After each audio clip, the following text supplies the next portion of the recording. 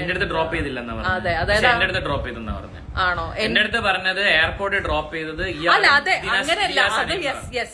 ഇയാളും ദിയാസനയും കൂടെയാണ് എന്നെ എയർപോർട്ടിൽ കൊണ്ട് വിട്ടത്. അവനും ഞങ്ങളും തമ്മിൽ യാതൊരു പ്രശ്നമില്ല.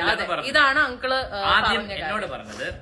പക്ഷെ അത് എനിക്ക് തോന്നുന്നു ഇനിയിപ്പോ സീ ഓഫ് ചെയ്യാൻ എയർപോർട്ടിൽ വന്നതാണോ എന്നുള്ളത് അറിയില്ല കേട്ടോ. അങ്ങനെയാണോ പറഞ്ഞതെന്ന് അറിയില്ല. അവനും ഈ പറഞ്ഞ അവരുടെ ഫാമിലിയായിട്ട് വലിയ പ്രശ്നം, ഫാമിലി എന്ന് പറയുന്നത് അവരുടെ പേരൻസുമായിട്ട്, അവളുടെ പേരൻസുമായിട്ട് വലിയ പ്രശ്നങ്ങളൊന്നുമില്ല. അതുകൊണ്ട് തന്നെ അവൻ ചെന്ന് ജസ്റ്റ് കണ്ടു, ജസ്റ്റ് സീ ഓഫ് ചെയ്യാനായിട്ട് വിട്ടെന്നുള്ള കാര്യം പറയുന്നുണ്ടല്ലോ, അത് തന്നെയാണ് നടന്നത്. കണ്ടു, അവനെ വിളിച്ചപ്പോൾ അവൻ അവിടെ ചെന്ന് സംസാരിച്ചു, ബൈ എന്നും പറഞ്ഞു പോയി. പിന്നെ ഇതിനകത്ത് വേറെ ഒരു കാര്യം എടുത്തു പറയുന്നുണ്ട്, ദിയാസനയുടെ കാര്യം. ദിയാസന PR എന്ന് വിളിച്ചെന്നു എന്നൊക്കെ പറഞ്ഞിട്ട് ഞാൻ ഒരു വീഡിയോ ചെയ്തിട്ടുണ്ടായിരുന്നല്ലോ. അപ്പം ദിയാസനയുടെ കാര്യം ഇവരെടുത്ത് പറയുന്നുണ്ട്. അവിടെ ഈ പറയുന്ന ജാഫർ എന്ന് പറയുന്ന ജാസ്മിൻ്റെ വാപ്പയുടെ ഫോണിൽ ദിയാസന ഫോണിൽ വിളിച്ച് സംസാരിച്ചുകൊണ്ടിരിക്കുന്ന സമയത്ത് ആ ഫോൺ കൊണ്ട് ചെന്ന് ആര്യയുടെ കയ്യിൽ കൊടുക്കുകയും അങ്ങനെ ഫോണിൽ സംസാരിച്ചതാണെന്നാണ് പറയണത്. അങ്ങനെ സംസാരിച്ചപ്പം കുറച്ച് നല്ല ഫണ്ണായിട്ട് കുറേ കാര്യങ്ങൾ സംസാരിച്ചു. അതിനുശേഷം ഓക്കെ ബായ്, നമുക്ക് എന്തെങ്കിലും കാണാമെന്നൊക്കെ പറഞ്ഞിട്ടൊക്കെ ഫോൺ വെച്ചതാണ്. പിന്നെ എന്താണ് ദിയാസനയെ ഞങ്ങളുമായിട്ടുള്ള പ്രശ്നം എന്നാണ് ആര്യ ചോദിക്കുന്നതും സിബിൻ ചോദിക്കുന്നതും. പക്ഷേ ദിയാസനയുടെ ഏറ്റവും വലിയ പ്രശ്നം എന്ന് പറഞ്ഞു കഴിഞ്ഞാൽ നിങ്ങൾ PR എന്ന് പറഞ്ഞ് വിളിച്ചതാണ് ഏറ്റവും കൂടുതൽ വിഷയമായിരിക്കുന്നത്. കാര്യം ദിയാസനയാണ് ഇപ്പം നിലവിൽ PR പണി എടുക്കുന്നത് എന്നുള്ള രീതിയിൽ പറയുന്നുണ്ട്. അതിപ്പോൾ ഞാനിപ്പോൾ കളിയാക്കി പറയുന്നൊരു കാര്യമാണ്.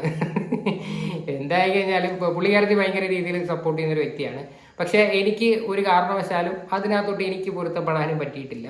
അപ്പോൾ ദിയ ചേച്ചി പറയണത് ഭയങ്കര സർവൈവറാണ്, എന്തോ ഭയങ്കര സ്വാതന്ത്ര്യ സമരത്തിൽ പങ്കെടുത്തിട്ട് ഭയങ്കര രീതിയിൽ വരുന്ന കുട്ടിയാന്നൊക്കെ പറയുന്നുണ്ട്. എന്താണെന്ന് വെച്ചാൽ നമുക്ക് കണ്ടറിയാം എന്തൊക്കെയായിരിക്കും